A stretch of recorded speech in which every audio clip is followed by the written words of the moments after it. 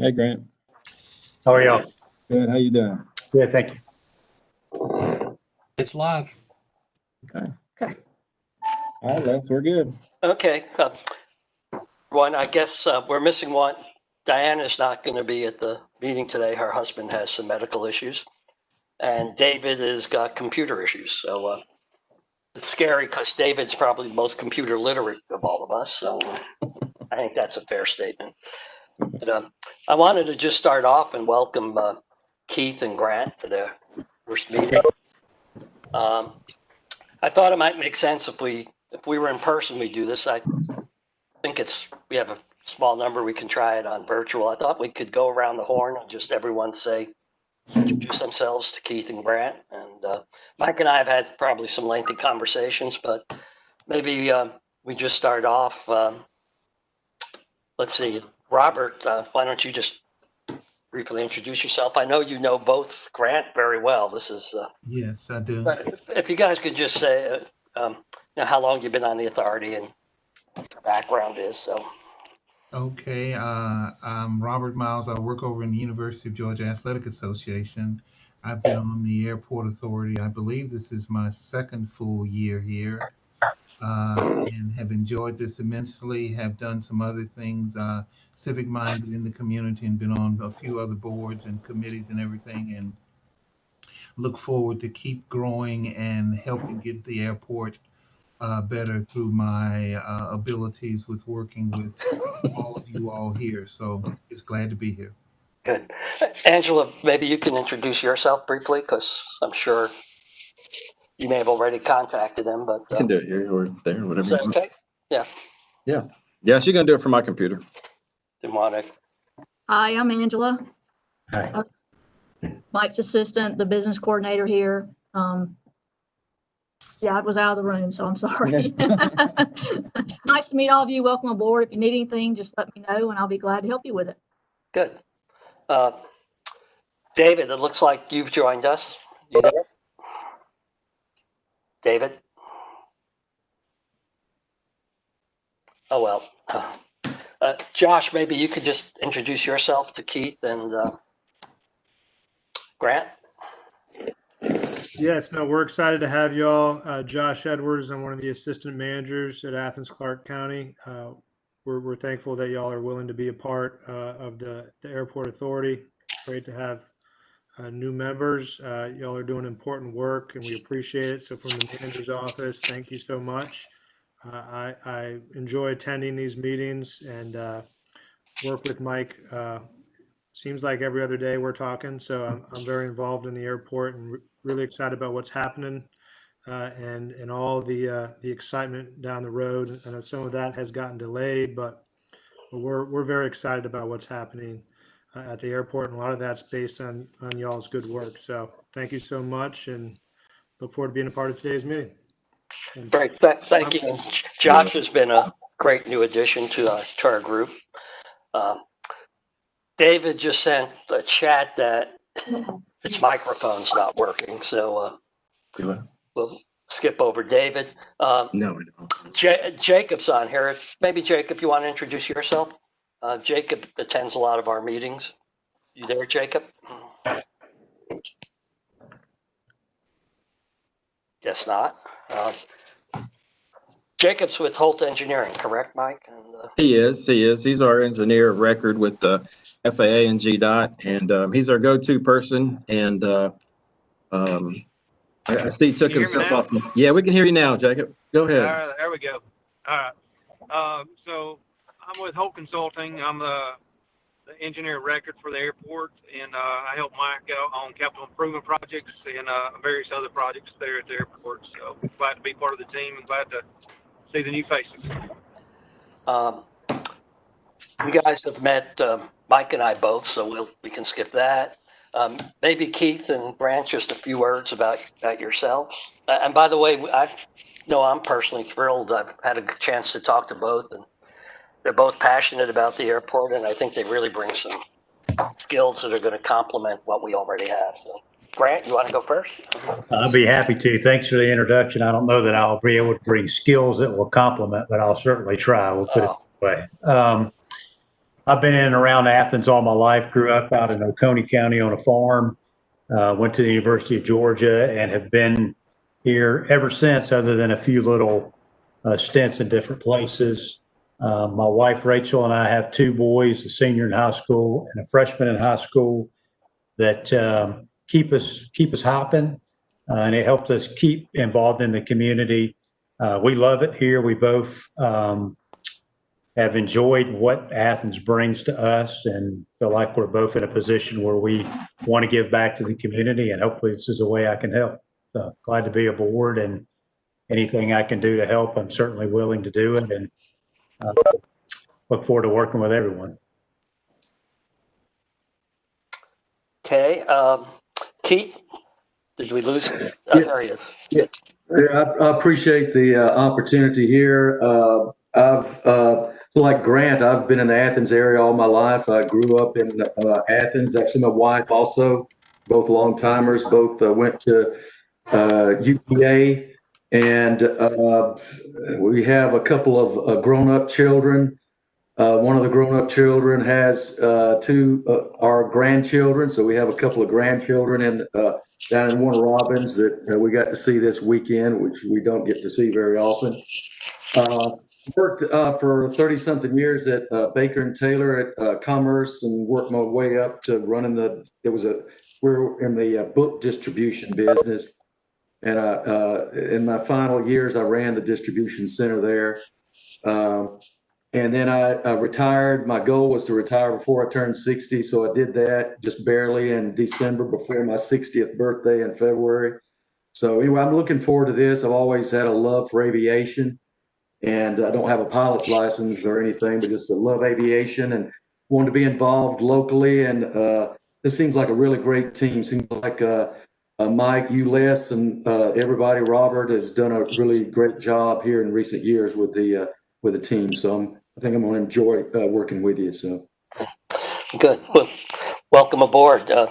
What we'll do at this meeting, it's going to be a really good meeting. We have a lot of good stuff, which is perfect for new members. So I'll address that in a minute. But please ask any questions, and we'll try and answer them as best we can. Next item on the agenda is to approve our minutes. We didn't have a quorum last time, so we have both June and July minutes. If you could all take a quick look. Angela has sent both out. I've reviewed them. They look fine to me. So,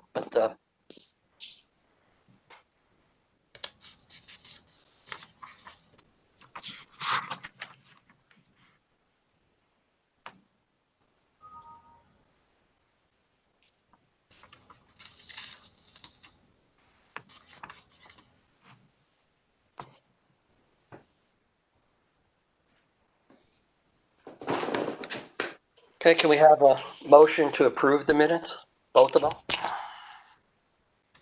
Or do we need to do this separately, Angela, one at a time, or just approve them both simultaneously? Do both same time. Both same time's good. Okay, so can we get a motion to just approve it? I make a motion to approve the minutes. Someone second? I can't, so Keith? second. Yeah. Second. Okay, and maybe just a show of hands if everyone approves them. I can.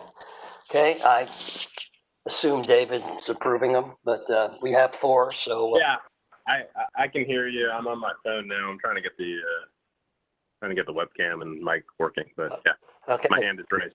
Yeah, I told everyone, David, you are most computer literate, so. That was the kiss of death, apparently. Working on it. Okay, so let me just briefly go over the agenda and my chairman's update. I think this is a pretty interesting meeting. We've got a bunch of some interesting topics. The primary topic will be the update of the strategic plan, so it'll give everyone a good feel as to what we're trying to accomplish this year. Forgive me, I've got to read some notes. Diane's not present, but she was going to talk a bit about sustainability. Mike maybe can fill us in a bit on the conversations he's had with the sustainability office. Mike will start off as usual doing his manager's report. We have a couple of old business topics. You can see them on the agenda.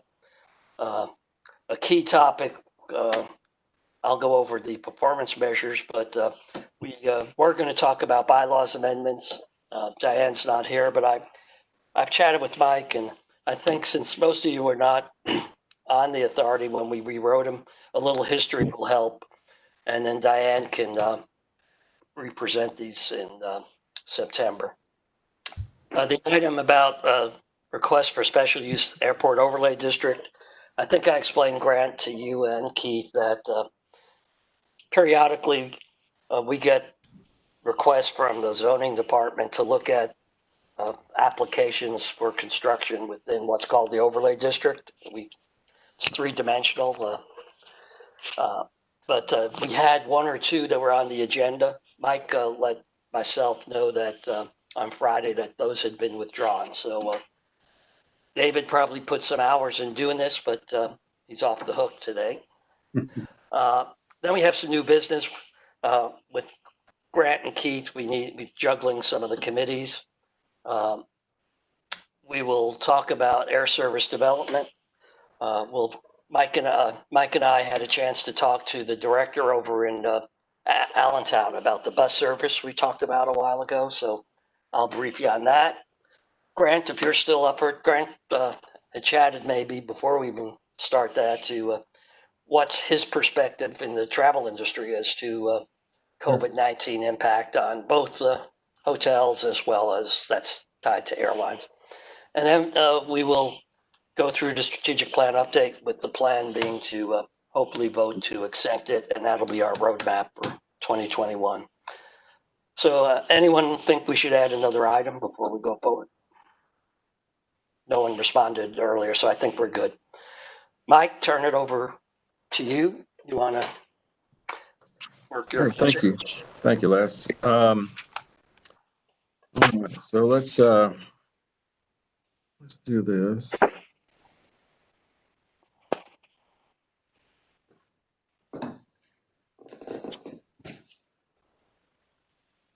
I still got it here. There it is.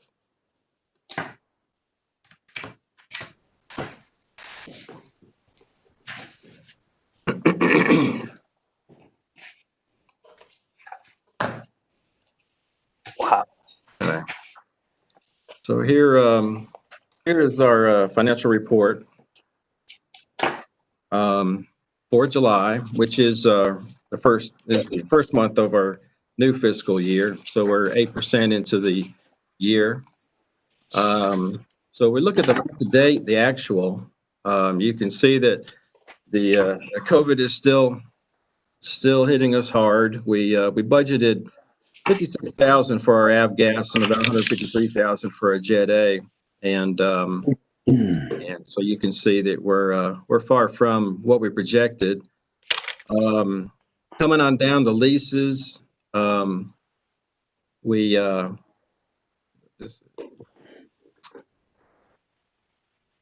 Wow, lost everything. Yeah, lost everything there. I don't know what that is. Let's see. Let Angela come in here. Yeah.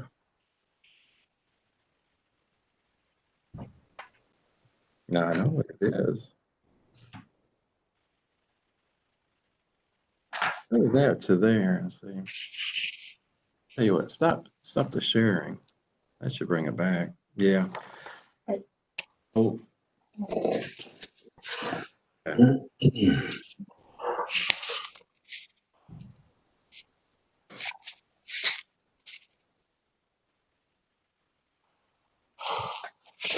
Get us out of okay.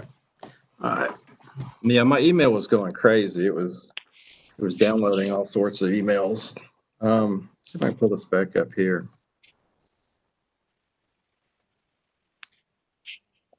So, okay, we're looking at this. Ah, good. We've got technology, right? We've got so coming down to the leases under the month to date. see, we projected about 43,000. We hit about 35. Most of that's our hangars, but we do have some additional hangars that we're going to be that we projected were going to be on our revenue. One of them will be starting in July, and that was the Falcon hangar. The other one is the Colvin hangar, which we will start renting out this month, as a matter of fact, with the folks that are being displaced from Gwinnett County for 2 months. And then once that's over with, we have plans to put somebody else in there as well. So that will come up. It just hasn't done it as of yet. And then everything else is kind of airport fees. The grant and Keith, under airport fees, normally what hits there is going to be your all your handling fees, your ramp fees. If an airplane parks on the ramp, not so much a general aviation, but if it's a corporate aircraft, we'll charge them for a ramp fee.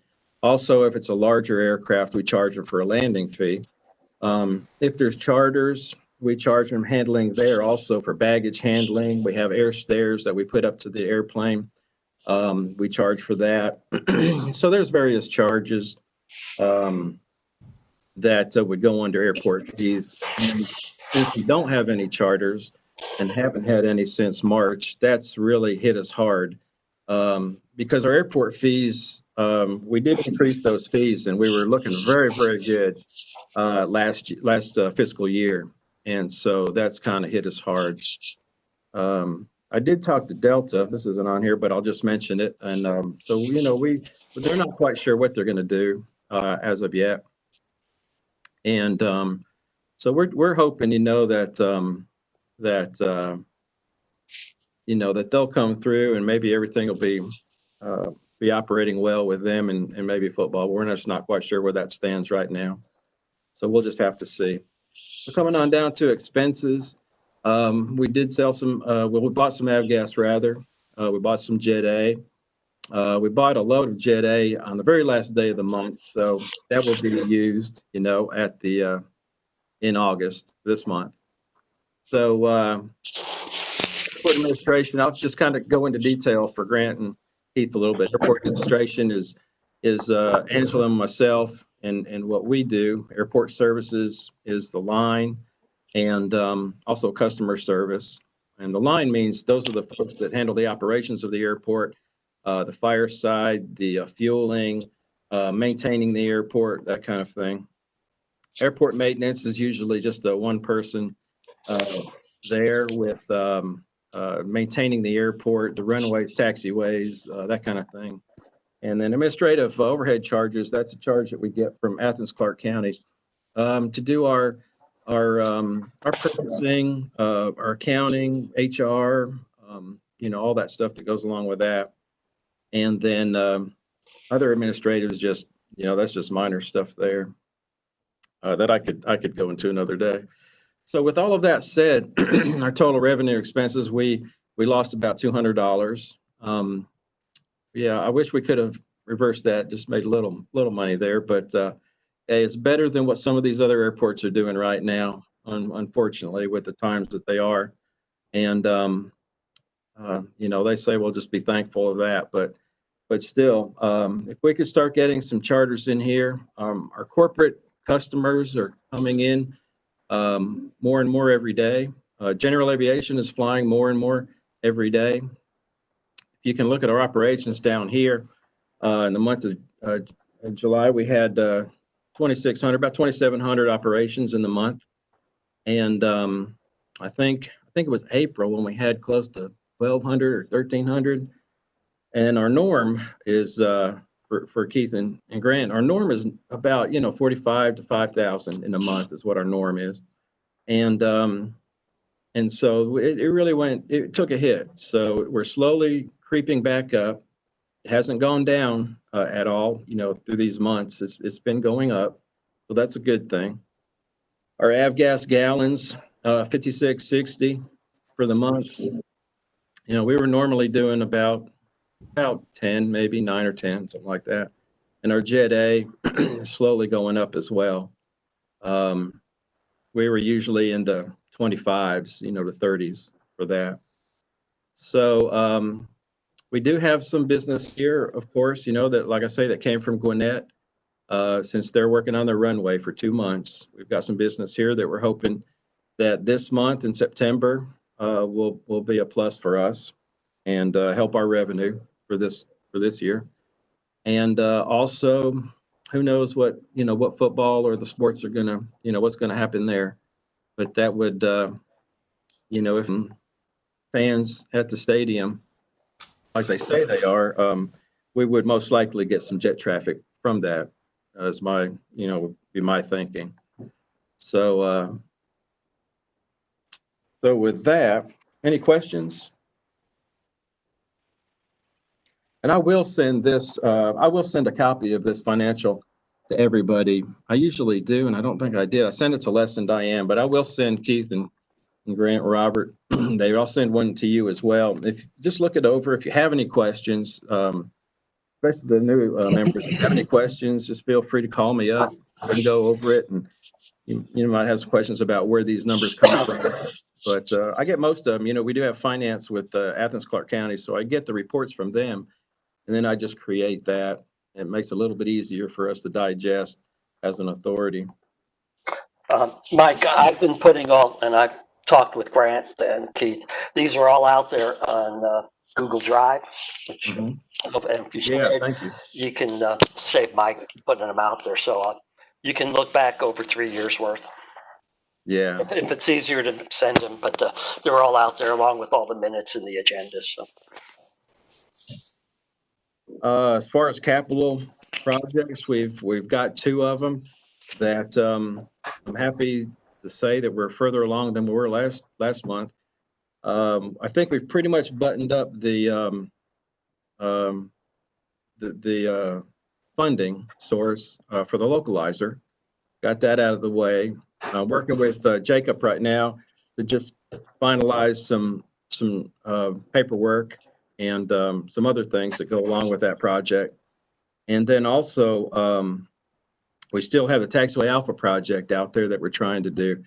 And what that is basically to work on Alpha, the west side, I guess, from what I call the dog leg, the Alpha 3 to Alpha 1.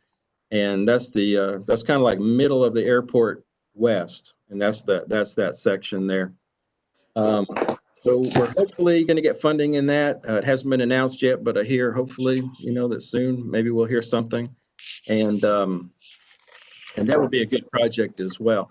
We did for Grant and Keith, we did redo the runway, rather, a major rehabilitation on the runway, and we took it all the way down to the dirt, brought it back up. It's very strong. It's good runway. But now, you know, the airplanes can land, but they have a hard time getting off because the taxiway system is in such bad shape. So we're trying to get that taken care of. And then after that, what we want to do is work on the ramp in front of the terminal so that they can park. So we're slowly getting there, but that'll be a good project. Also in that project, we were hoping, and we did put out for bid the entire project where we wouldn't just do the west side of Alpha, but we do the entire project. And if you look at a map of the airport, the taxiway kind of goes, you know, say east, and then it has a little dog leg, and then it goes out. And we want to kind of make it a parallel. And so it would give us more room on the ramp as well in front of the terminal. And so we're still hopeful. Maybe we'll get some grant money for that this year. If not, we're hoping next year that we can get that. So everything's plugging along, looking good. I'm pleased right now, and Jacob's working hard on that for us. Marketing and outreach activities. I can't say I've done anything on that this month, unless Les knows of something. No. Although just as an aside, Mike, forgive me, but I believe Keith found out about the airport authority by meeting you and me at the Holly event, which was an outreach. I remember. Yeah, I remember talking to you. Yeah, I did. Yeah, that was a good event. And I think that's a good event to go to every year, you know, if we could, if they come back. But yeah, that I learned so much from all those folks, especially because they've been around here a long time and they know the history. So I learned a lot from them. FAA inspection. We did have an FAA inspection. It's usually, well, it's been pushed, because of the COVID. But it's usually around June, July, August, September area. Um, I know 2 years ago when I started in, I think it was July, that very first week was when they had the inspection when I started. So that was quite an experience. But I've been through these before. The airport I managed prior, we were Part 139 for a long time, and so it wasn't anything different or new. We They go through a lot of things when they're here. When COVID's not around, they'll come to the airport. They'll actually, number one, go through all of your paperwork, everything, from your training, the fire, to fuel training, everything. And then they will go outside and they'll inspect the outside, make sure that the lights and signs and everything is uh, is as they should be and safe, and that the airport is secure. So they go through a whole list of things. This year they only went through the paperwork, and that also includes daily inspections. We do an inspection during the morning, and then also one during the day, or in the evening rather, at nighttime, where we can see what the if the lights and signs are working and whatnot. So, we go through all of that. If there's any discrepancies on those, we write them up, and we correct them and, and go from there. Well, we did have one discrepancy on this year's, inspection, and it was, um, every year the fuel supervisor or designee has to go through a course, fuel supervisor, fuel training course, and, for Part 139. Well, our normal fuel supplier, Titan, wasn't offering it this year, so we had to scramble and try to find another company that was doing it, and it was Avfuel. We reached out to them, and they said, "Yeah, we could do it." So we did the training, and under Part 139, there's certain criteria on different parts of training. So we went through that training, and it was much like what we normally went through. Um, but when we got the certificate, it wasn't the full uh, training that we needed. So when we sent that in to the FAA, they noticed it and said, "No, you need this too." So it was just a matter of getting another module done, and we did that within half a day. Sent it into the FAA, and they sent a letter saying, thank you for doing that, and everything was good. So that was the only discrepancy on the inspection. They won't be back until another year, and like I say, we get inspected once a year, and so they won't be back for another year. So right now we're doing well, and everything seems to be safe, and I'm glad of that. All right, so let's get down to the COVID. I did ask Josh, and I know that Les asked. Go ahead, I'm sorry, Keith. Hey, Mike, yeah, just a couple of small things. With the inspections, I guess a couple of quick questions. What kind of notice do they normally give you with scheduling? At work, I'm used to almost no notice with like auditors and things sometimes. And then, Yeah. and then does it No, they also, second question is, does it make sense for any of us to be there when they come next time? I mean, it's totally. Mhm. Well, normally not. I mean, that's a part of my day to day. So normally, the authority doesn't get mixed up with my day to day operations. But normally they give us plenty of time. They put out a schedule that shows the whole year pretty much.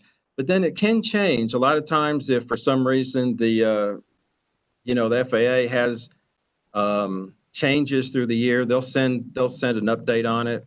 This year, of course, there's a lot happening with COVID, and so they weren't getting out of their offices, so they had sent us multiple schedule changes, and they really weren't going to do anything for a long time because they thought they'd just come out, when they could and inspect the entire airport.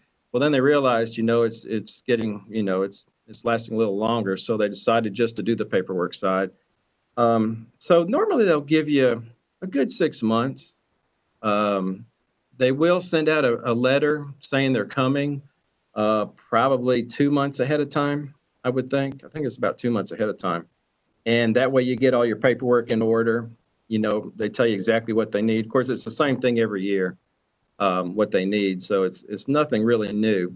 We know what to expect. And the thing is, if you're a good airport and a good Part 139 airport, regardless of when they come, if they come tomorrow, you better be ready for them, and announce that is because a good Yeah. 139 airport has to have all their stuff, their ducks in a row every single day. Um, and that's what they tell you too, just don't wait for us to come to get your stuff in order. You need to have this stuff in order every single day. So Yeah. we feel confident that, regardless of when they come, but they give us a good 2 months. Yeah. Yeah. Appreciate it. Yeah, absolutely. So yeah, I did ask Josh. I guess if it's okay, we'll let Josh kind of start off, and then Grant can uh, help us as well. Okay, good. So this is on the COVID-19.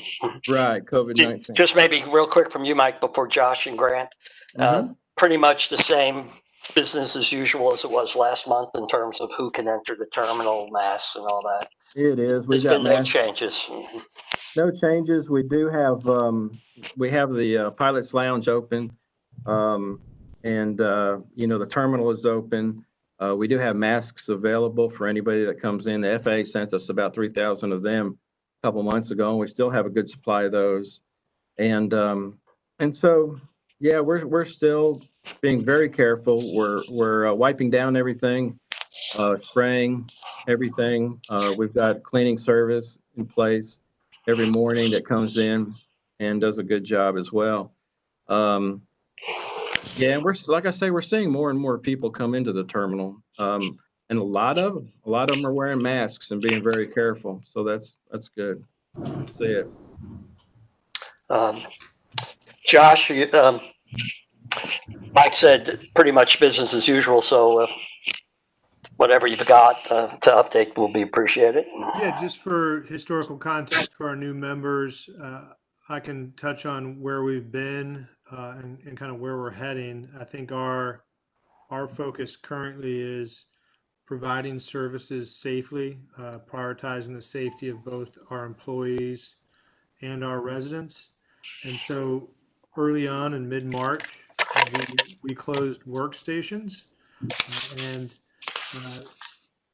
really tried to develop a structure where we felt we could respond effectively and provide services. So in April, we entered into a hybrid approach, which we have called phase two, which we began reopening in different areas. But in phase two, we didn't have any operations really open to residents. However, in June, and Mike is an example of this, we entered into a phase three period. So this is where we gave, authority to directors to develop plans on how they could carry out operations safely, and really encouraged limiting in-person interactions, but understood that there's things we do as a local government that you have to do in person, right? So the water business office is open. You can go in and see planning and inspections.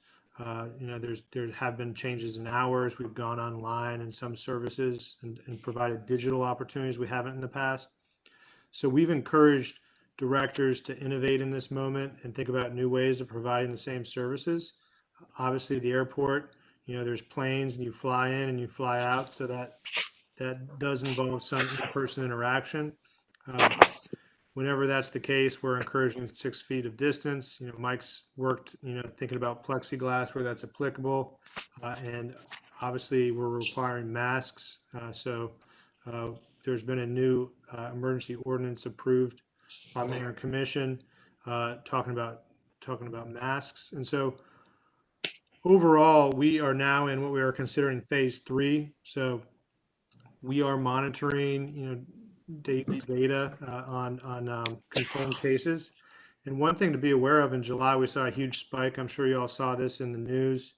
We saw a huge spike following the 4th of July holiday in our community. There's widespread community spread. And we talked about that last meeting. And so looking to the fall, experts are saying that kind of the big spike will be during flu season. So we haven't gotten there yet. And so that spike from July has come back down. We are obviously monitoring the next 2 weeks as students are back in town. So if you look at North Carolina and the schools there, after they were open for 2 weeks, they did see significant numbers. So I think that's the next thing to watch. And then the Labor Day weekend. So we're monitoring data, and we've are communicating with peers across the country, and doing the best we can to keep everyone safe. So that's kind of that in a nutshell. And I'm happy to take questions or talk with you all offline if you have any other questions. Any questions for Josh? Thank you, Josh. No? Then Grant, if you could update us a bit just on, we did have, and I sent you and Keith excellent presentation about the future of the next 5 years of commercial. Sure. They were dire warnings, and they are coming to fruition. So I'll shut up and listen to someone who knows this stuff. Thank you. When Les and I had a chance to catch up last week, he asked me if I'd just give a brief COVID update of kind of what's happening hospitality-wise. And just for those that may not know, Benson's has 5 hotels in the Athens area, 4 downtown and 1 out in Oconee. Right now, 4 of those are open. We've temporarily shut down the Holiday Inn, really more, to be honest, because it's our most inefficient. It's our oldest hotel, and it just kind of made sense as we've done that. Several other hotels were closed in town until right about the 1st of July. Now I think everything but 1 other is open. And just a couple little statistics for you. The market was set, not surprising, to have its greatest year it's ever had pre-COVID. Occupancy across the board was about 63% for all hotels in the market. And on March, I believe it was March the 18th and forward, it went down to as low as 8% for the entire market, and has maintained about 25% as it kind of spiked back up in May and June. A great couple of last weekends with students coming back to town and parents coming in to check them into dormitories, apartments, et cetera. But really what we're seeing now, and this will not surprise anyone, is our group business, and that's really anything that's a conference or a group that has booked more than 3 people, is the way we describe it, has pretty much dried up. Everything that was on the banquet side for the Classic Center, a lot of weddings, a lot of the things with the university that were group oriented have been canceled or postponed. And we're seeing a lot of transient business, people just coming into town that need a break, or they're bringing their kids to town. And now a lot of weddings are starting to pop back up as people delayed those, but we're still running on average about 25% for the market. And just as irony would have it, supply has gone up about 15% in the market, and has gone down to about 9%. So we're going to be in that trough for a little while.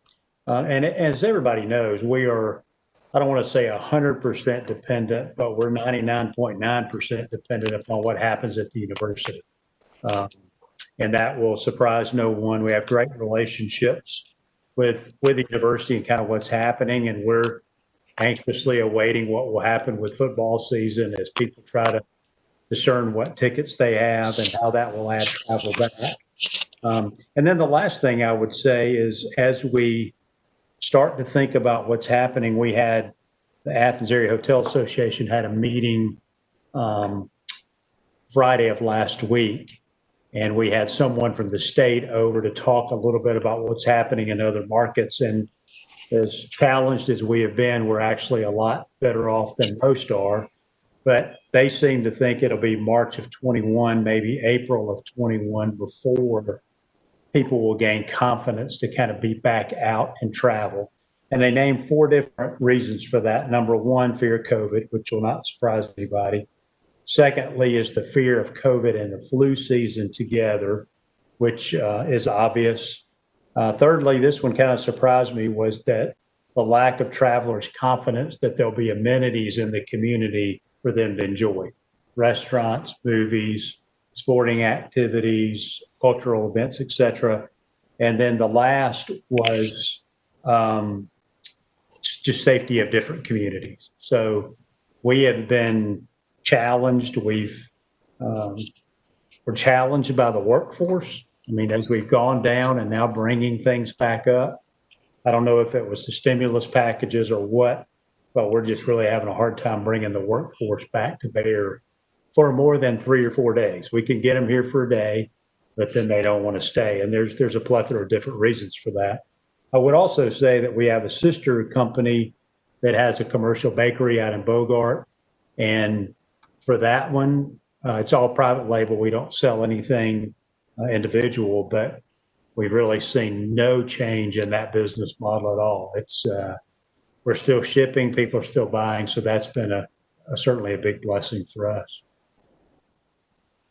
Well, thank you, thank you, Grant. And I think the airport directly correlates to your Sure. business, and it's probably all the same reasons as you were saying. Any questions for Grant? Because that was terrific. Okay, if not, Mike, we'll move on to old business and start going through these leases. As you can see, once you get beyond fuel, the leases are the next biggest source of revenue. Mike's been working with Angela. David's been involved. It's an opportunity to probably increase revenue. And so Mike's already explained some of the moves in the hangars, but Yeah. anything else? So I just have one other thing. I talked to the attorney's office. We'll be getting the T-hanger lease back to us after their review by the end of this month. They've been shorthanded. They're very busy. And I did talk to them. I think it was last week sometime, and we basically came up to a decision that they'd get it to us by the end of this month. So that kind of fits into our plans with what we want to do. Get it out there to the to the tenants, let them look at it. We want to also have a letter there, and for Keith and Grant's information, these T hangars are meant to store aircraft, not store, but keep aircraft in there, usable aircraft, if at all possible. Some pilots, they have projects in them where they're trying to build an aircraft as well, and so these hangars are meant for that. A lot of people, they're putting other things in there, through the years. All airports are that way. They go through the same thing. They might put a boat in there or household goods or whatever. That's not what it's meant for. It doesn't bring any revenue to us. We rely on property taxes, Athens-Clarke County, and then also fuel sales and all of that. So it's very important, that we have working aircraft in there. So David Asman, David there, he's familiar. He's a pilot, just like me. We know, that it's essential to have that in there. So we've got a campaign going where we're going to be inspecting them. We're going to, open them up, and we want to make sure that what's in there is what they say is in there. And so that's coming as well. That's going to be probably in October, November time range, maybe December, but somewhere around there. We get these new T hangars out. That's what we're doing in the process now. We've updated these T hangars wording and whatnot. So that's kind of where we are with that. The UGA fall intern, I gave Les some good news. And I've got some good news since we've been on from Angela. She got an email that the paperwork is in the hands of ACC. So our intern now looks like it's going to come to fruition, and it's going to be handled just like the interns at Leisure Services, and that's how we kind of set it up. Same pay scale, same hours, and what this person's going to do is help us with various projects that we have at the airport. And this particular person, and Les can talk to it as well, has already helped us a great deal a couple months ago, and did our annual report, and she did an excellent job.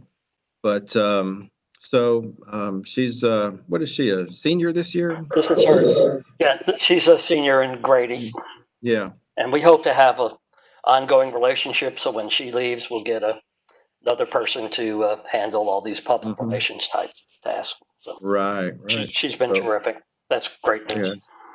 Yeah, we're excited about that. So that'll be starting soon. Thank you, Mike. And we'll talk a bit about this in the strategic plan. Sustainability is a topic. When we started updating the strategic plan, and came up also at the mayor and commission hearing, we did not have a goal for sustainability. I think we all knew it was there. We were doing stuff. So it's a question of should we maybe add a new goal to the strategic plan? And we didn't want to hold things up and getting going for FY21. So Diane is going to start looking into some stuff. Mike had a lengthy email trail with the sustainability officer, the current one and the former one. And I don't know if you want to just in a few sentences update Sure. what they recommended, Mike. Sure. What they recommended was basically, we've been working on sustainability. Our fuel truck, especially our jet truck, is fuel friendly. Let's see, we've got various things on the airport as well that we've been working with. Every time we have a project, there is a landscaping, involved. If we take a tree down, we put one back. So there's a lot of things, and they just said, continue that. They do have a plan that they're working on. Airport's involved too in that in a way, and so just continue on the course that we're going right now, and so that's what we're doing. And then as we move forward, we'll be looking for other ways, to improve. If I can interject, Mike, the big moves we could make pretty much are dependent on the master plan. That would be things like solar. So yeah, and that was one thing they said too, is, we're one of the few that has a really good master plan. It's a little old, but it's still a good plan. And to follow that plan, keep that plan in the forefront, and then any changes make to that plan. So Dan's going to come up with stuff. The thing that probably I think we all independently, two items that she would have talked about. Don't mean to put words in her mouth, but I think one of the first things we have to do is establish what our current carbon footprint is. And I'm not a sustainability expert, but we have no baseline. And the other is David Asman and I met the head of the UGA Sustainability Office 2 or 3 years ago when we attended a little work session. And they would love to get some interns here. So as we move forward with this, another opportunity to use a UGA person and get that knowledge from them.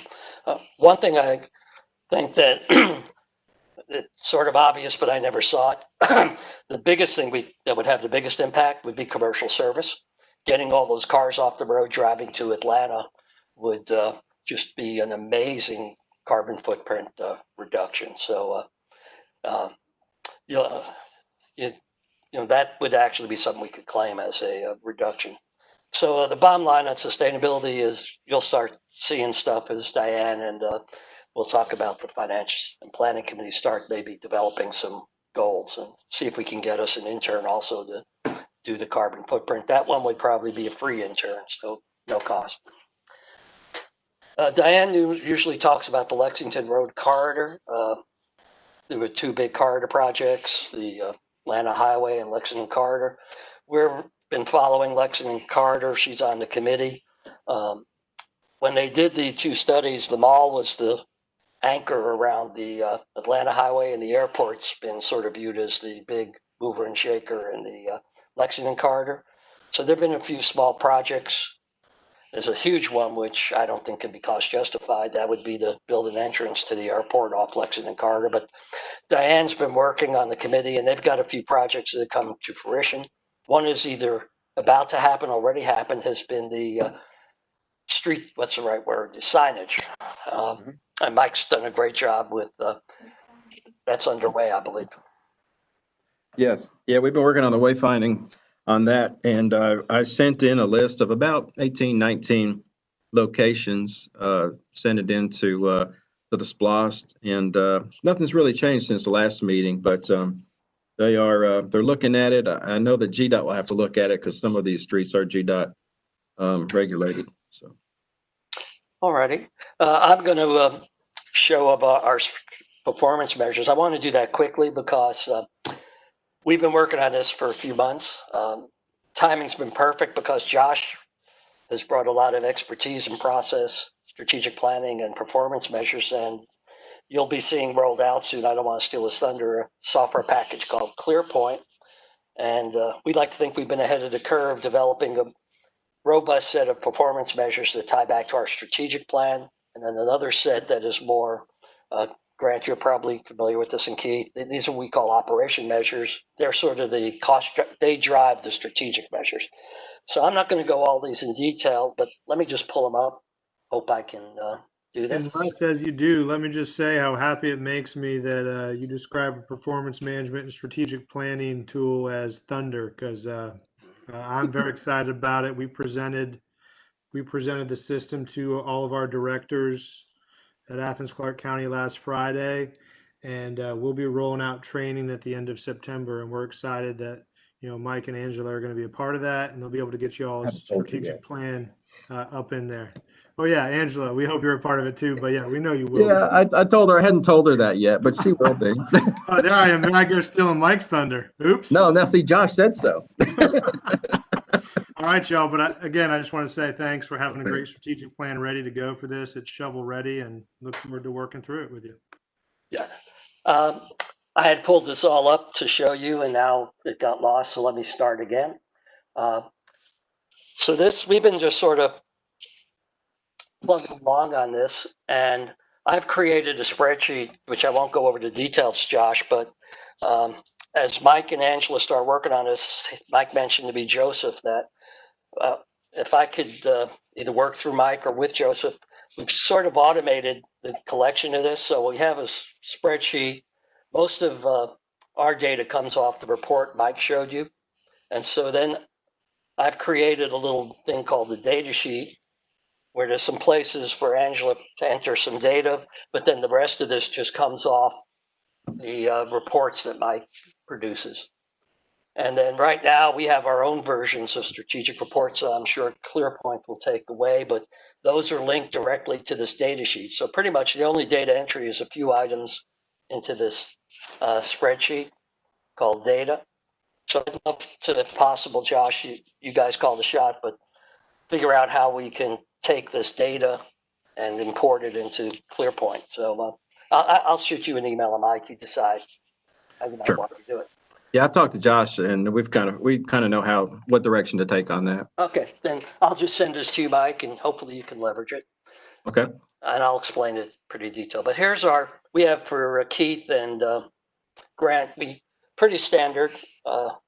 There's different approaches, and Josh is familiar. This is an area I did a lot of consulting on. So we chose to develop almost a set of one-for-one performance measures to each strategy and tie them to the mission. So I don't want to go over all these in detail. Some of these we're going to roll out because we don't have the strategies going yet. But you can see, like on mission, provide a safe aviation environment. Number of NTSB reported incidences is our strategic measure. We have an outcome. We usually have a date also. We have a target for the current year, which could be less than the outcome. And we're measuring the current month and year to date. So I'm not going to go over through all of these, but we have essentially a measure for each one. And doing the classic red, green, yellow. When we're sort of doing well, highlight them in green. When we're not doing well, highlight them red, and if we're in between, we do yellow. So you can see, like, our mission is to serve as a catalyst and develop economic impact on the county. Economic impact is calculated for the airport by GDOT. We do that once every 10 years. A new one should be out as we speak. One of our potential projects you'll see will be to find a new way to do a rough cut version of this so we can update this periodically. And that's another potential UGA project. But this will replace some of the little stuff Mike was showing you. But you can see things like recruit and establish 10,000 passengers a year on a commercial. We're at zero because we've made great progress, but we don't have an airline yet. We do track large chartered enplanements. That number is a key number. A lot of big 717s coming here. That number was about 3,600 last year. So you can see our goals to get to 4,800, and then this year we're targeting 3,200. So you can pretty well look at this, and you can almost predict some of the numbers on the financial statement. So number of aircraft based on the field, we're doing well there. Operations, if there was one number that you said drives everything, it's operations. And our goal this year was to be at 34,000. We want to be at 50,000 by about 2023 or 24. Last year, we broke all records. We had over 40,000. So I think it's like you were talking, Grant, there's pre-COVID and post-COVID. COVID hadn't happened, Mike and the staff at the airport would have broken probably records that hadn't been seen since the early 2000s. So you can see some of these numbers, Josh, we still have to set some strategic outcomes and some targets. We tried when we did the updated strategic plan and got through about half, and I need to work with Mike and a few folks this month to still continue to plow our way along that. I also need to talk with you, Josh, about the ACC Gov perception score. This is how we were going to measure a strategy to measure recognition and our perception among the community. So we have a goal, number 5, and I want to talk about this one, to achieve financial self-sufficiency. Day to day, Mike manages the airport financially with the report you saw. That report, though, when you plug it into the county's fund accounting, does not have depreciation because we don't control it. But the county tracks a thing called change in financial position. The goal is to have that 0 or a positive number. We get money from the county. Last year it was 105,000. Turned out we didn't need less than half of it. If COVID hadn't happened, we'd have needed none of it. So while Mike's can show we broke even in terms of traditional income statement, we actually had a negative change in financial position due to the depreciation. So our goal this year, pre-COVID, Mike rightfully put in 0. Everyone knows that everything can change. So, but you can see this is the real number to measure self-sufficiency. The amount of money we need from the county, if it's 0, we will be self-sufficient. And the key goal in getting self-sufficient was to year increase operating revenue. We didn't set a strategic target. Last year we were way up there. This year, not being anywhere near as aggressive, we were at 6%. But you can see we actually had 25% decrease in operating revenue over the prior year. So that's the strategic measures. This stuff is all going to go into ClearPoint. Operational measures are a series of numbers that if you just looked at this, you could predict the others. So in terms of safety, there's Mike's talked a lot about the biggest issue being the pavement. The engineers rate the pavement whenever they do a new project. Fancy acronym called pavement classification number. You want to be 40 or better. As long as we're 40 or better, we can fly anything in here. That's a 737-800 or so, and the Airbus 321. So as long as we stay over 40 there, we will be any commercial service short of a 757 we can handle. The other big thing is annually to pass the safety inspection. We passed. If you failed, and we were a couple of years ago when I first joined, sort of put on super secret probation. We were close to being not passing and could be shut down. That was all the pavement issues, which the runway has since been repaved. So without going through this in much more detail, the big thing on fuel besides selling it is making sure our gross margin is within the numbers that we're trying to hit. And that's 24% for avgas and 46% for jet fuel. And you can see we have an issue here, and we talk about this all the time. It's an accounting fluke. Keith picked up on it. Both Keith and Grant are pretty good accountants. That we are sort of managing cost of goods sold on a cash basis, even though the rest of the books are pretty much accrual. So the cost of goods sold is when we buy the gas, not when we consume it. So you can see this month, we actually sold $21,000 of avgas, but spent $25,000 on fuel. And so Mike's going to have some conversations offline and see if there's a way we can better match consumption with the revenue. Yeah. And, we may not be able to do it, but so these are the measures. And in the future, hopefully, where it says when Mike does his manager's report, we'll have the data from ClearPoint, and we'll be able to present these numbers as part of Mike's report. So that's that one. Any questions? And hopefully, Josh, we're not too far away from you being able to use this stuff. So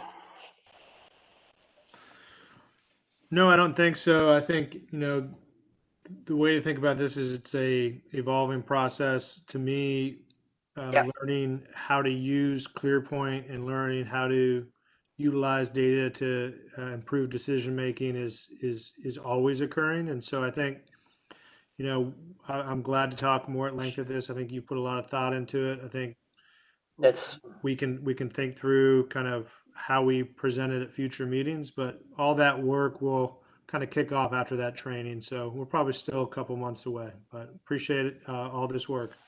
good. I'm having trouble getting reconnected here. Oh, I got to stop sharing, Yeah. Stop sharing. but I can't seem to open WebEx. Can you go to the top, when that drop down comes down and Oh, then, yeah. Share. and then hit stop sharing to the left, I think it is. Yeah, that should get me back to normal. Yeah, that should get it. Good news. Next topic I hope it's not going to be boring, but I talked with Mike, and I wish that Diane was here, so I'm not going to really try and represent what she's been doing because she's put a lot of good effort into it. But every June, we're supposed to update the bylaws.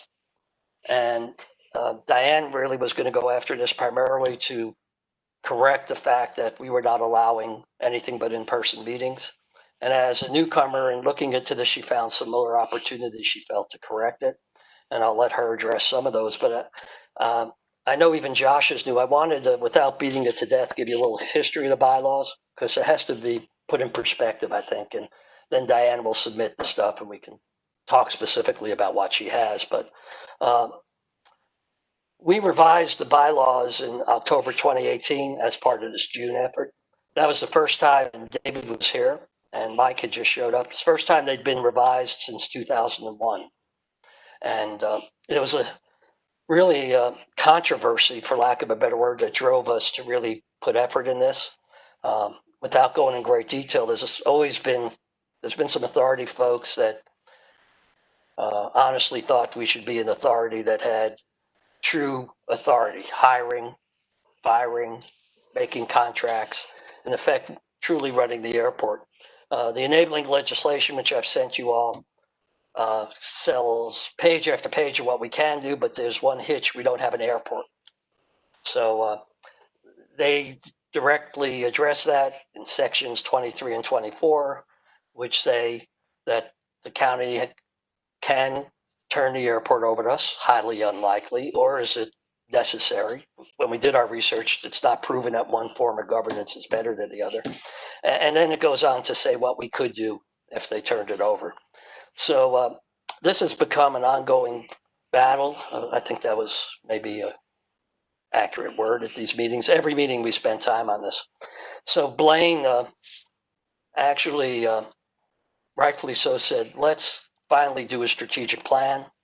And it would help if you guys rewrote the bylaws and address the roles and responsibilities. So at that same time, the mayor and commission, one of the commissioners who used to sit in at the airport, submitted a piece of legislation to hire a consulting firm to actually do a governance study. I think, Mike, you were here when that happened. Yeah. And I can say honestly, the majority viewpoint felt it wasn't needed. City manager, assistant city manager wrote letters also saying that. But so bottom line, it was approved, but we just kept tracking along and tried to address the issues. And we did the strategic plan eventually, which I think everyone was really happy with. But we rewrote the bylaws to say, here's how we work today. And there were things in the bylaws, they were so old that said you have to put an ad in the newspaper, the classified section, when you're going to hold a meeting. So we removed things like that. And then Blaine wanted to see specific role definitions. And we developed, Robert Hess, Mike, and I, a thing called the responsibility and a RACI matrix.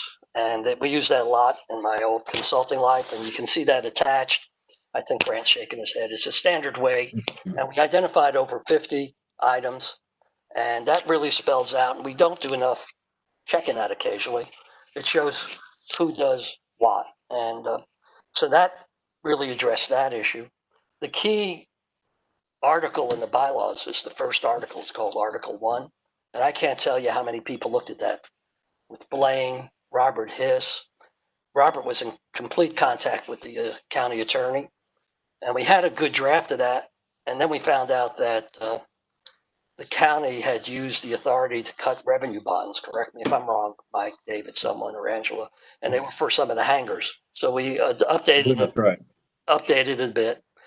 But so when you look at Article 1, which is the real guts along with the responsibility matrix, those two addressed exactly who does what. And I guess I'm a bit protective. I'd hate to see us reopen that can of worms other than just to go read that RACI chart, and maybe we need to change some things and add a few. But that Article 1 was beat to death for 2 or 3 months. So at this point, Josh, maybe it's you and Mike's call, but not being here, Josh, I personally don't think there's any need to talk to any attorneys anymore about this, but there may be a request forthcoming that I think Diane would like to see, but that's, when she's here, she can explain that. But in the interim, it might help to get Blaine's point of view. Mike, am I out of time? Yeah, I haven't sent anything to the attorney yet. I told Josh that I was going to do it yesterday, but then you and Diane had talked a little bit, so I wasn't quite sure if it was going to stay or what we were going to do. So, I'll send it to him if we need to. But. Yeah, I would, if it was me, it's your call. I would pass it through Blaine first, because that thing was so well vetted, and essentially, to cut to the chase, until we get a airport, we pretty much are an advisory board, and we've all learned, we work together well, we collaborate, and lots is getting done. So, I guess we'll reopen this back at our next meeting. So, and I don't want to talk much more because Diane has probably a different point of view, and she should be given a chance for us to talk about it. 10-4, no problem. And I just wanted to make sure the attorney's office was aware in case y'all had questions. That's all. So Okay. we can put this on hold for a month. I can't speak. David lived through this. I don't. I know. I think this thing has been so buttoned up. What could change is maybe something new came up on that responsibility chart that was left off. I can't think of something. Okay, like maybe do sustainability planning. That could be a new thing, or monitor the carbon footprint. But we've tried to keep the bylaws simple so they don't have to be changed frequently. So, but I think the issue, I guess, Josh, somewhat is that the current county attorney wasn't here either when all this happened. So that's why I thought I'd give a little history. And I've tried to be pretty accurate. Any questions? Nope. Okay. Request for special use airport overlay district. Mike, has that just temporarily been withdrawn, or is it gone?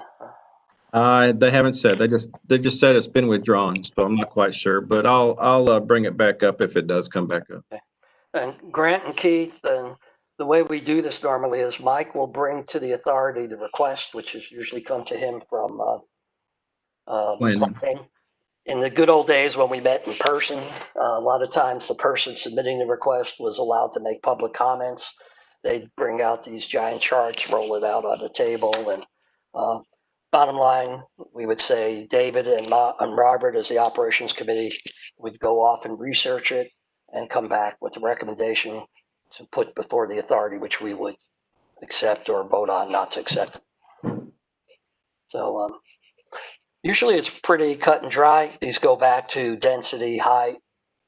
It's very strict if you're in the overlay district. You can't have lights that point up. So And it also happens that planning, you may say, we disagree with you, they can override it, as can the mayor and commission. So it's usually a three-step process. But usually, not speaking for David and Robert, we pretty much come down on the side of adhering to the FAA and the Code of Ordinances. So, all righty. Just briefly, in these two cases, while they were withdrawn, I'm assuming the projects were not necessarily withdrawn, but what's different? Just briefly, I'm curious. Mike would have to answer that. I'm sorry, say again, Angela was asking a question. Yeah, no, that's okay. Just briefly on these, I'm assuming these projects are not suspended, the whatever construction project. But so what did change that they're not asking, or normally what happened here? Why it's been withdrawn, this particular one? Yeah, yes. Yeah. It's off of Oak Street, and I think they were gonna build they're gonna build like 60, I want to say 62 or so, don't hold me to this, but 60 something cottage style homes. And it's just on the other side of the highway, you know, from the airport, right on the approach. But that's about 172 bedrooms. I know that would create, from what I understand, planning has had a lot of people come to their meetings, and they're talking about, you know, that would create a lot of much more traffic in that area. And so I do know that the neighbors and some of the community doesn't want it. And so that's kind of what I'm thinking, is that they withdrew it because of that, until, you know, they can maybe fix some things, maybe make it more appealing to them. I'm not quite sure why they withdrew it, but I knew that was an issue at one time. So that's really all I know about it. But Okay, all right, yeah, appreciate it. It is, Keith, it's not unusual. I know this is my third year plus, to sometimes see a proposal and then 8 months later to receive a revised one. And it's probably not because the airport rejected it as much as the planning, or so if they make any change, they usually, correct me if I'm wrong, bring it back here.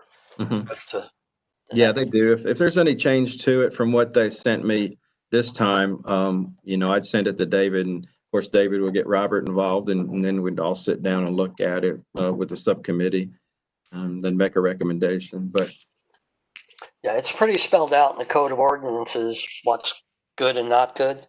And those were redeveloped in 2012 or so. And it usually goes back to density and height and a few other things.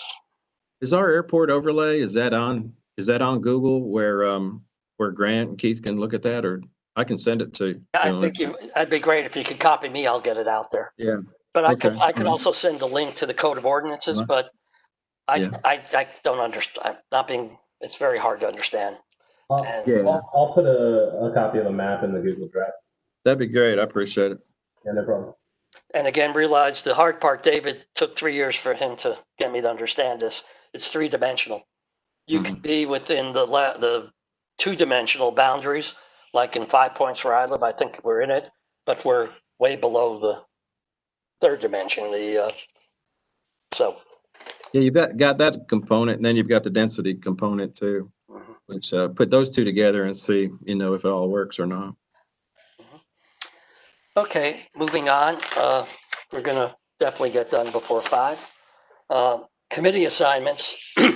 We have 3 committees. This is addressed in the bylaws. It's a topic we'll talk about next month. But this year we've had Air Service Development and Marketing. We have Finance and Planning, and we have Operations. And I've spoke to Grant and Keith. Mike Pierce, who used to be on Air Service Development. So Grant is willingly agreed for the next few months to be on that. And we revisit this back in January. The new chairperson appoints them, decides what committees we need. And we lost Bain Smith, who was the chair of the Finance and Planning Committee. And I'll talk about what they do in a few minutes. It's in the strategic plan. So Diane has graciously stepped up and will be the Finance and Planning Committee chair. And Keith has agreed to work with her for a few months. So bottom line, Air Service Development Marketing is myself and Grant. David and Robert operations. Diane and Keith will be finance and planning. Okay. And you'll see in this next document, I'll show you what we have. We normally don't have this many handouts. Onward to what is sort of Star Wars, air service development. I'll try and be brief. You all have become familiar with the SCASDEV grant we won. We were tracking phenomenal. Mike had been talking to airlines. American Airlines had expressed interest. Needless to say, COVID is going to set that back dramatically. So we talked about, I remember our last meeting before Bain left, and it's probably Bain and I used to go to coffee once a month, dream up crazy stuff for Mike. But we've begun to think maybe that there's going to need to be a non-traditional solution because the legacy air carriers, America is just about to cut 30 routes, I read the other day. So we have a briefcase full of cash, but we don't have an airline. So we were talking about a fallback strategy of not going to Charlotte, maybe going to Dulles at one time. And I did some research on United Airlines to see where they fly, and came across what I thought was an amazing article. They actually ran a bus between Allentown and Newark. Running a bus isn't that unique, but the bus has an airline. It's no different than a Embraer or a 737. It's treated with a flight number. You buy your tickets the same way. You load your luggage, and it's essentially like boarding an airplane with one exception we'll talk about. So Mike and Diane and I, we discussed, let's at least get a little smart about this. And I'm still fascinated by this. So I was doing research. So Mike and I interviewed the business director at Allentown Bethlehem. They're part of what's called Lehigh Valley International Airport. Allentown, Bethlehem, Lehigh's there, and Lafayette and Bethlehem. But so I wanted to just we learned a lot from, his name was Darren Betters. He's the business director for the Lehigh Northampton Airport Authority. They have more than one airport, and they are a true airport authority. So they actually are not owned by the county, and they run the airport. And just a little bit background, the demographics of Lehigh Valley is close to 1 million people, what they call the MSA. The largest city is Allentown. So they're a bit bigger than us. The Allentown's 120,000, which isn't bigger than us, but the MSA is. They are about 75 miles from Newark, which is about as horrible a ride. I used to make that ride. I used to go to New Jersey a lot, and that's no different than us going to Atlanta. And they're also a little less to Philadelphia. So they're faced same situation we are, as a secondary airport that's next to two hubs, but they don't have the equivalent of a Delta though at either one of those hubs. So Mike and I talked with Darren. He was very gracious, gave us about 45 minutes of his time. And Mike, really correct me if I don't get my notes right. We pretty much tried to learn about the service, what they did to get it, any financial results. And so I'll just read some notes to you. Allentown Bethlehem actually has a pretty robust series of carriers. They have Delta going to Detroit and Atlanta. These are real airplanes. Atlanta's been suspended. I'm not sure Darren thought they're going to get Atlanta back. And by the way, they're experiencing everything we are. He and Mike commiserated. United goes to Ord, O'Hare, which I used to fly a lot of, and they have a bus to Newark. And we'll talk about that in a second. American goes to Charlotte and O'Hare, so they're getting them to their hubs. But what surprised me, because someone who's never been to with the ultra low cost carriers, he swears by Allegiant, which is their main carrier, and Allegiant serves probably 7 or 8 different cities in Florida for him, and they've built up a really good, robust business. He says they're very easy to work with. So they have a fair number of real flights, but they still needed a way to get people to Newark. And what happened is United decided they actually had a flight going there. It was probably the least reliable service because they didn't have the most reliable planes. And also, they could make no money in that short distance going up and down. So United came to Bethlehem and said, we're going to replace the plane with a bus. So it was their idea, which made it easy. And United actually owns the bus. It's a 20-seater. I guess maybe it's a fancy version of what you might take from the airport to the rental car. There's a company that runs the buses for them, maintains them. It's outsourced to them, but this is all United's. So they replaced the flight with the bus, but it could be the same exact flight number. And the bus is 20 seats, 3 times a day, and is running at a minimum of 80% load factor, which is really good.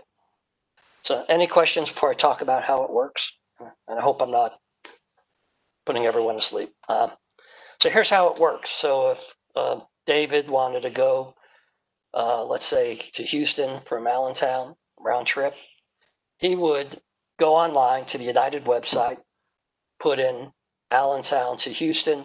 2 flights would come up. One would be the bus. The second would be the connection in Newark. He might not even know it's a bus, which turns out it's been a problem. Some people, that's the only negative comments they get is people, he said to Mike and I, some people are shocked when they see they're getting on a bus. So when they book that ticket on the bus, they get frequent flyer miles. If the bus is late, they still have, it's no different than if that plane had missed their connection. It's not like you're on your own. And the bus picks the people up at the Allentown airport. They don't go through security there. That's the one thing that would have been nice. They drive to Newark. Their luggage is transferred. They never touch it again. It goes right on the plane. And then they go to the gate. But they do have to go through security. It's different on the return trip home. If David was flying back from Houston, he would board at Bush, fly to Newark, never leave the secure zone. If he might go to one gate, and then he's going to actually take his carry-on, walk over to another gate, I guess go down some steps and pick up the bus. Now so he never actually goes through security again. Darren said that's the other place people get a little unhappy. They've had some people know they're on a bus, and they actually leave the terminal to go look for the bus and have to go through security again. So they're not a happy camper. But for the most part, pretty much everyone likes it. Darren mentioned, I said, well, how do we avoid going through security? Pretty well knowing the answer at Newark, hoping he might have some happy news. He said they've been trying for a couple of years to convince TSA that they can make this bus hermetically sealed where no one gets on it. They've never convinced TSA, and they've given up trying to do it. So that's the only different glitch than if you were flying. So bottom line, I thought it was very good news about it. The bad news was United came to them. So if we wanted to do this, no one's knocking on our door right now. But I've talked to a sample size of about 5 or 6 people, and I was a business flyer. And just about everyone I've talked to sort of likes this idea. There's a big negative Mike has rightfully brought up that these don't count as employment. So those 3 times a day do not count. The passengers, the 60 passengers a day don't count against this threshold of 10,000 to receive a $1 million subsidy. But they do make money on something I've learned a new word, PFCs. They're called passenger, oh darn it, fare charges. I guess that can be a fair bit of money. And they also make money by renting out the ticket counter.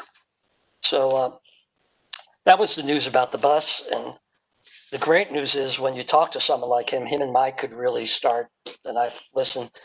Darren, we didn't even ask him, gave us some other ideas on how to attract their service development.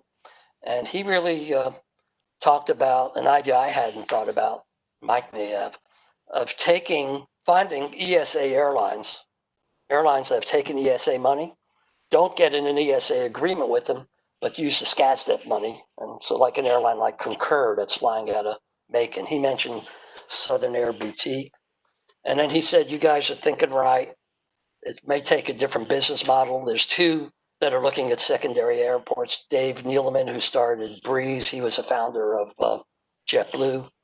And there's a guy I never heard of, Andrew Levy. I looked up the airline, Mike. It's called Houston Air Holdings. He's going to be doing this out of Houston. So not, you know, we're not about to do anything like this, but while we're cooling our heels, I know I may be working with Grant and with Mike. We'll still continue to do some homework on this. And I thought if Mike's willing and Grant, when we were doing our research, we found a company in Minneapolis that wants to disrupt the business. He's got these coaches the size of a tour bus that you would see, and he has negotiated an agreement with South Country Airways. It's a big regional carrier in the Midwest I'd never heard of, and they got the same exact deal that we just talked about with United. So he initiated that, and he's been interviewed in things like Inc. and Forbes, and so it could be a disruptive business model. And for a half an hour, it might be worth a phone call to him. And but bottom line, there are some other things happening, and just we're in a find out mode. So, any thoughts on this, or we making no commitments? It's just getting a little smarter. Mike rightfully keeps me honest, and he has airlines talking to him. We got to be careful that we don't scare someone away. I hope I'm not misrepresenting you, Mike, but. No, that's true. I mean, occasionally we do get airlines talking to us, and who knows if I know things are rough, but who knows where American or United or Delta is in the scheme of things, and maybe with the smaller markets, and I don't want to scare them away with us, well, of course, the way they're doing it is, the airline is actually supporting it, but that we start something like this and then takes the customers away, and then they say, they got something going on right now. So that's my only concern with that as well. And then, of course, the employments, that's a big deal. Right now, we get about 150,000 non-entitlement funding, and by getting 10,000 employments, that would boost it up to 1 million. So that would be, really good. How much What's that? How much dollars is a PFC charge for? I don't know. I don't know what that would be. It's thousands. Yeah. The total at the end of the year wouldn't be. Yeah. Okay. So that's that. Yeah. $2 or $3 a ticket. Yeah. It's about $2 or $3 a ticket. Is what Angela's saying. That's about what I'm thinking, but it's not very much. It does add up, and it's it does add up if you got some. The perfect world would be Delta or Southwest coming to us asking us to do it, and my hope is, don't mean to beat this to death, but is that if I was in network planning, this could be an inexpensive way to actually get people in secondary airports to your hub. And the end result is you have people, if I was a passenger getting to Atlanta, the only thing is I've ridden a bus instead of, but I have all the privileges as if I was on a small plane. So. Yeah, they have internet. I think they have Wi-Fi on there. Yeah, the landline company.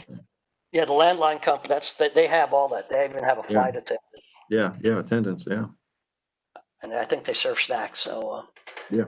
So if it's okay with everyone, I just would get smarter. We don't make any commitments. So. Alrighty. Boy, I'm talking way too much today. That's not unusual though. Let me go over the strategic plan update because it's going to be our roadmap. And I sent this out.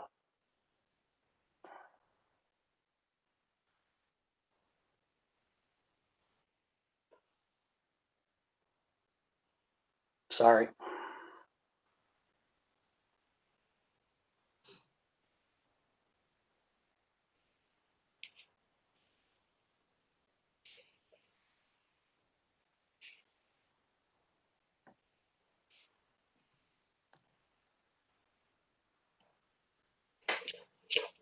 Sorry.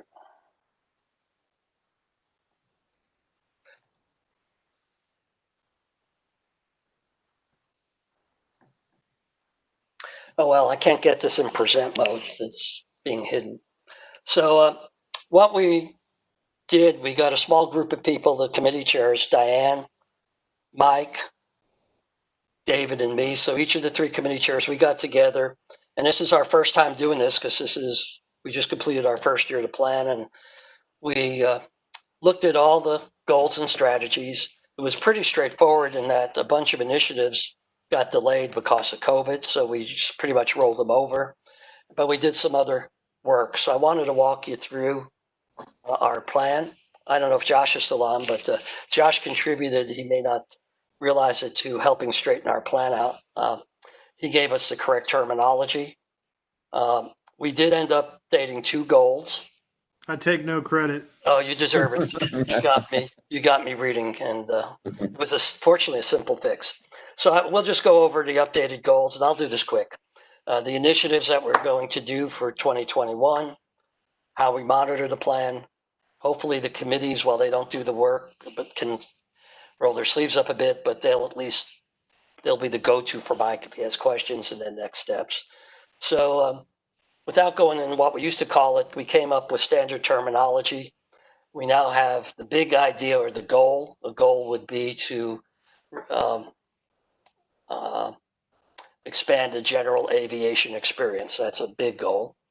Strategy is not super detailed, but conceptual activities to achieve that goal.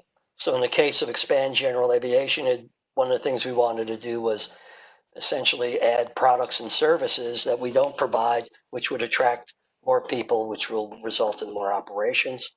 And then we have a detailed set of actions we update every year. Our plan didn't have the initiatives, allowed us to get it done quicker. But every year we take a look at what we can do this year to push that strategy forward. So in the case of new products, it could be this year to roll out self-service avgas. So does everyone get the hierarchy? It's pretty standard. Goal, strategy, initiatives. And please, if you have any questions, I can't see you, but just speak up. So we fixed two of our goals, and Josh, you did help us with this. Not, hope I don't come across patronizing. We had the right idea. Nothing will happen in our strategy if we don't have the right infrastructure. So we had talked about a development plan, and it was more to just make sure we had a master plan. And it really didn't talk about what we were going to do to the infrastructure. So Mike, David, and Diane chimed in later. Her husband was sick that day too, and that was probably his first visit to the doctor with the current ailment. So we came up with 5 strategies that the 4 of them were all about the different infrastructure. They might even almost be a little too detailed, but there is a lot more meat behind them. But pretty much we came up with 4 strategies, and you can see the from and to, and they essentially focus on fixing all the concrete and the pavement, getting security and safety better with fencing, not totally completing the passenger terminal, but adding enough to get some baggage in there, and also build a new parking lot. And on the last thing Mike talked about, leases, a major source of income will be a transient corporate hangar where we can put fair-sized corporate jets overnight. Right now we have to park them on the tarmac. So that's the new strategy. And then again, update the master plan. All these you'll see later are dependent on funding. So is everyone okay with this one? I can't see, but if I don't, I assume you are. Then we took a second, number 3, expanded general aviation experience. And remembering general aviation is the bread and butter of our airport. 80% of our, 100% of our revenue pretty much comes from general aviation right now. We had a strategy essentially to get more products and services, even things like a playground maybe at some point. And then we just had strategy 3.2 was nothing but a outcome. It's not a strategy. So we embedded 3.2 into 3.1 because that's the real outcome we're looking for. And talking to Mike, and we've had these conversations, Mike, David, talked with Angela in the past. And we came up with some hopefully decent words about just saying we're going to be continually focused on convenience and customer service. And we'll have one or two initiatives around that. So this is the second goal. The others didn't change. I wish I could see everyone. I can't, but I assume if you're not okay with it, please speak up. So then we took these, all the goals, and I won't beat you to death with these. We took each goal, and for each strategy came up with the initiatives.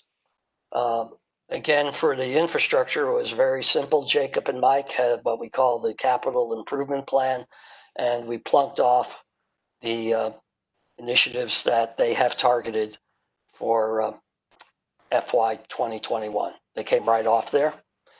Big note, maybe should be in font that's 30. None of this happens without funding, and Mike's already chasing the funding for several of these. The county's money will come from the SPLOST, but I think we've talked in the past, that's only 1/7 of any of these projects. For the most part, the rest comes from GDOT and FAA. So without going in detail, we took each of these strategies and listed what we're going to do this year for each of those. Some may happen, some may not, all tied to funding. In some cases, Mike will come and say he was able to push up the second project we talked about, the taxiway A. We were able to start that earlier because GDOT, I think, called them and said, hey, we got money. Initiative number 2, goal number 2 was to establish non-scheduled. In this case, most of these initiatives were just stuff we were doing and didn't finish. So we're going to continue to recruit both the legacy airlines, and Mike takes calls from anyone who wants to chat. We may do some, like I talked about, offline, sort of under the radar, look at some other alternatives to legacy characters or multimodal models. And like we did last year, in June, we'll revisit how we're doing and see if there should be a major change in our air service development strategy. On the charter side, we're sort of holding off on this, but we need to do two things. We need to make a case that there is a big potential that we're not filling in terms of charter passengers if we could get a good price. We've done some early work, there definitely is, but we need to document it.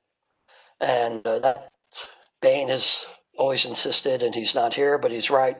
We need a partner such as CVB, Classic Center, Economic Development to help us document the market and also help us maybe recruit a charter company. So that's the second goal. Goal 3 is essentially 2 short-term hits. Roll out self-service. Mike was close to doing this. He had started it with Falcon Aviation, the training school. That was about to happen, was already happening. They closed down. And so I guess it's more a question of when's the right time to do it, given COVID. And the other thing, we were about a week or 2 away from pulling the plug on an RFI for what Mike calls a destination restaurant, something like a Loco's. It's a place you could have a drink, a beer, sandwich, pipe in the tower, and it would be both not only for people in and out of the airport, but people in the neighborhood. There's not many restaurants on that side of town who might come there for lunch or dinner. On the customer service, Mike told me he's already started the ball rolling. He's had some meetings. This may not be exactly right, but Angela's done a really good job with David and Mike, surveys. You may want to revisit those. Mike has some ideas from Rome, and also maybe this year see about our complaint process and really track the reasons down and make sure we're resolving them. So our customer service it's not like it's bad, but there's always opportunities to get it better. So that's goal 3. Goal 4, we want to publish the annual report. We did a mock-up last year. Mike sealed the deal with Sarah. One of the first things she'll do is take the report she did from 2019, salvage hopefully 70-80% of it, and update it with 2020 numbers and somehow figure out how to tell the COVID-19 tale of two time periods. We put up a new website. This is strategy number 4, implement a communications plan. We focus on general aviation and on the pilots, and we have essentially passengers who we just have charter right now, and then we also have the community. We talk about passengers will be handled when we get an airline by Classic Center. We thought the best way to get info out, besides the websites that pilots use, the services, would be to enhance our webpage. We have a new platform. Now we need to work on getting the content looking better, not just text, and also keeping it up to date. We started a Facebook page, and Sarah hopefully will be working on getting making that a little more interesting with more frequent posts.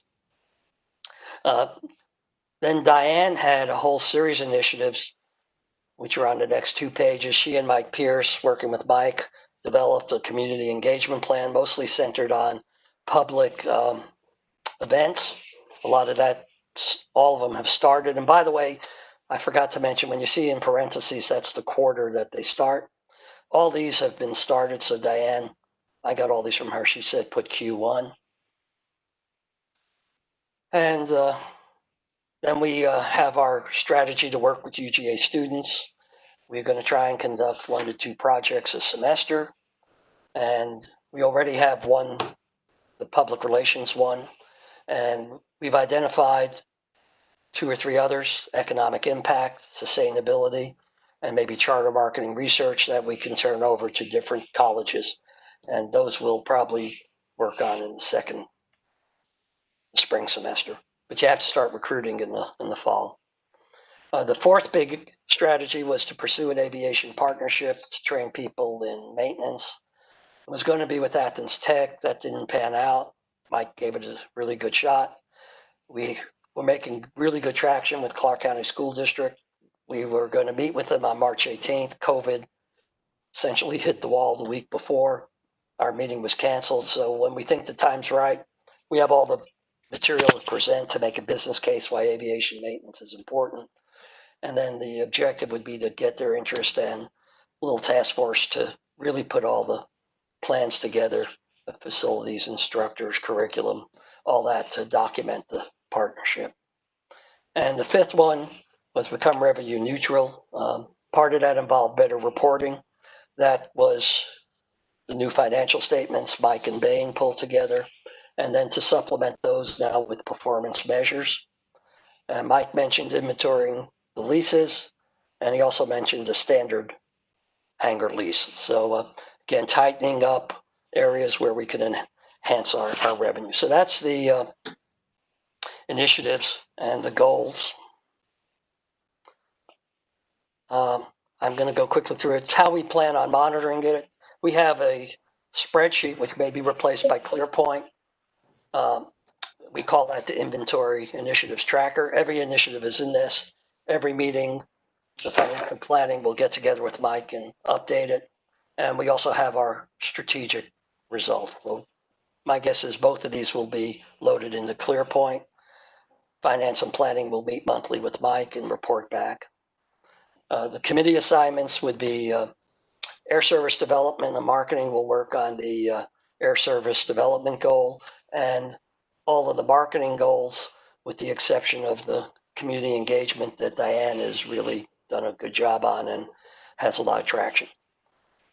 David and Robert will work with Mike on overlay district zoning requests, work on the infrastructure, and work on expanding the general aviation. Finance and planning monitor the plan progress. Go through an effort. We waited too long to do this, but in May and June, update the plan for 2022. And we will be turning over the performance measures to Josh, Mike, and Angela. And so also just keep an eye out on the rest of the leases and stuff like that. So that's it. Next steps. Boy, I appreciate you listening to all this. Is to prove the goals and the strategies, prove the initiatives. I'll update the tracker so that Mike and Angela can turn it over to Josh and also to the finance and planning. We'll get the performance measures finalized so he can turn them over to ClearPoint. And lastly, Diane is going to work on a first cut at a goal and some strategies for sustainability. So that's a mouthful, but this is essentially our roadmap for the year. Very little there new with the exception of those goals. So let me see if I can get back to everyone. Stop sharing. Okay, everyone's still awake. I apologize. Mike, maybe, I don't know if we need to take a vote of the authority or do we, Angela, your thoughts to accept this plan or let people look at it and come back next month and get feedback to me? Maybe that's. Let's just look at it. Let's digest it. Let the new members look at it too, and then we can discuss that. Yeah. So next, yes, Keith. Yeah, sorry, just quick question.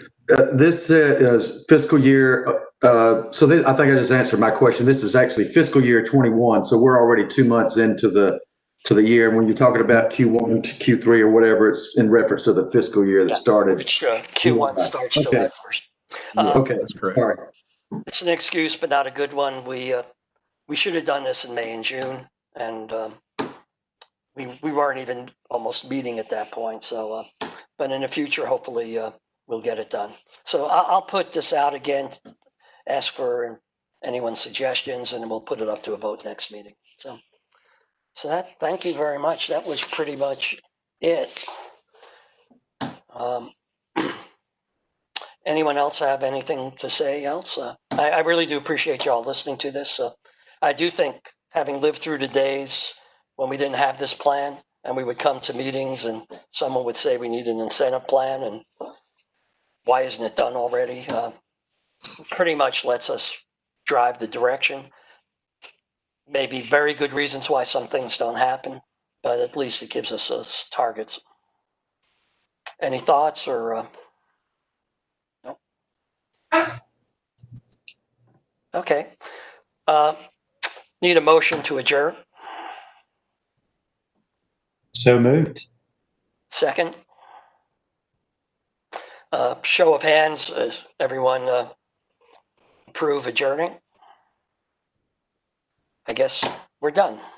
Thank you all, Mike, Angela, everyone. And again, Keith and Grant, we really look forward to having you on board. So Yeah, and call me anytime, any questions about this meeting, whatever, just call me. one last quick thing. David has set you up with Fly AHN. I know, Keith, you're working on it. As David said, it's not mandatory. Some of us like it, some are struggle. So I think the only important thing is make sure Mike, Angela, and I guess myself, we just know which one you prefer. Grant is pretty much say he's going to go with Fly HN. Keith, you got to figure it out yet. So no pressure either way. So for the time being, we'll use your